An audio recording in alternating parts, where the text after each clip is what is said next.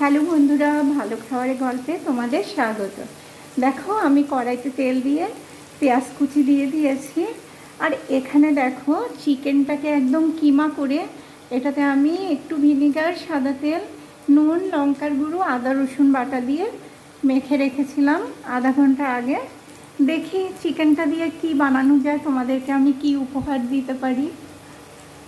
এবার পেঁয়াজটা ভাজা হলে একটু আমি চিকেনটা এখানে দিয়ে দেবো।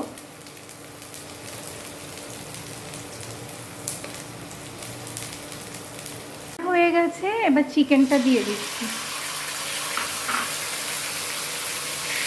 এবার চিকেনটাকে আমি একটু রান্না করে নেব। এই যে চিকেনটা হয়ে গেছে, দেখো এটা না একদমই অল্প টাইম লাগে। এই আমার তো লেগেছে বোধহয় 7-8 মিনিট। আর একটু গরম মশলা দিয়ে দিলাম, খুবই অল্প দিলাম, বাস। এবার নামিয়ে নিচ্ছি। দেখো বন্ধুরা, আমি এখানে 3টে ডিম নুন দিয়ে ফেটিয়ে নিয়েছি। এটার মধ্যে একটু আদা আর পেঁয়াজ কুচি দিয়ে দিচ্ছি।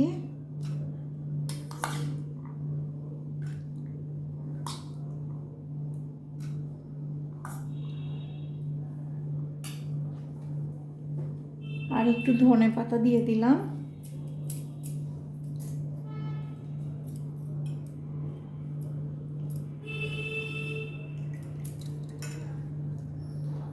আর এখানে আমি ময়দাটাকে ভালো করে ময়ান দিয়েছিলাম একটু নুন দিয়ে, তারপর ভালো করে মেখে আমি এগুলোকে দেখো এই যে লেচি বানিয়ে নিয়েছি। দেখো বন্ধুরা, আমি একটা লেচি একদম পাতলা করে বেলে নিয়েছি, যতটা পাতলা করা যায়। এই যে দেখো, এবার এখানে প্যান বসিয়ে দিয়েছি।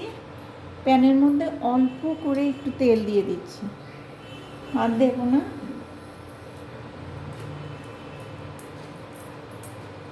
আর আঁচটাকে একদম সিম করে রেখেছি।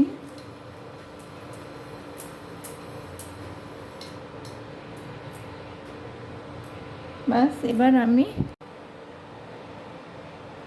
এটাকে প্যানে দিয়ে দিয়েছি। এবার এখানে একটু ডিম গুলে রেখেছিলাম যে, এটা দিয়ে দিলাম।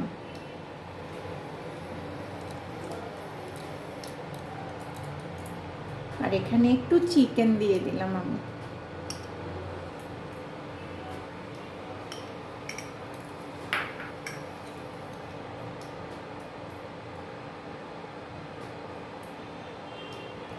এবার এটাকে দেখো এমনি করে করে নিচ্ছি আমি।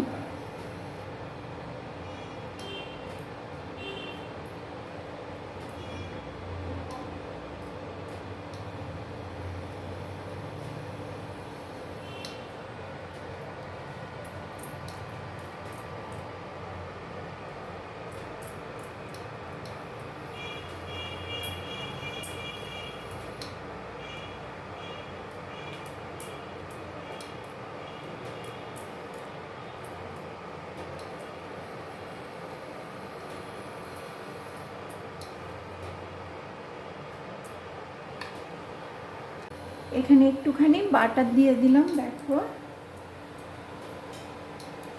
আর এটাকে একটু জাস্ট হালকা করে একটু চেপে দেব।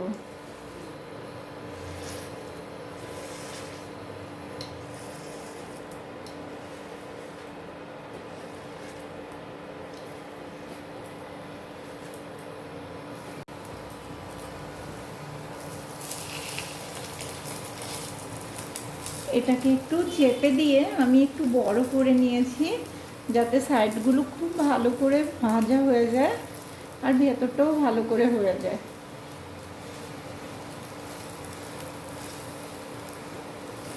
এটা খেতে খুব ভালো লাগে।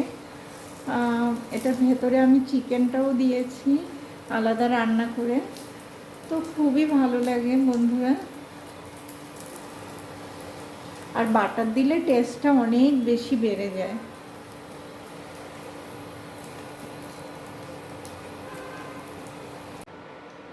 এই যে দেখো বন্ধুরা, আমি তো একটা দেখিয়েছি তোমাদেরকে, ওটা এমনি নর্মাল মোগলাই হয়েছে। আর এটা একটু ক্রাঞ্চি মতো করব। দেখো এখানে না কাঁচা লঙ্কা দিয়েছিলাম, সেটা আমার বলা হয়নি। কাঁচা লঙ্কাটা কিন্তু তোমরা অবশ্যই দিও, না হলে কিন্তু একদম ভালো লাগবে না।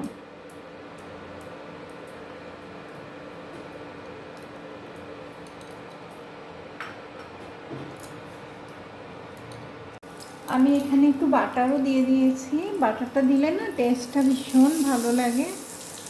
তো একটু এইভাবে ভেজে নেব।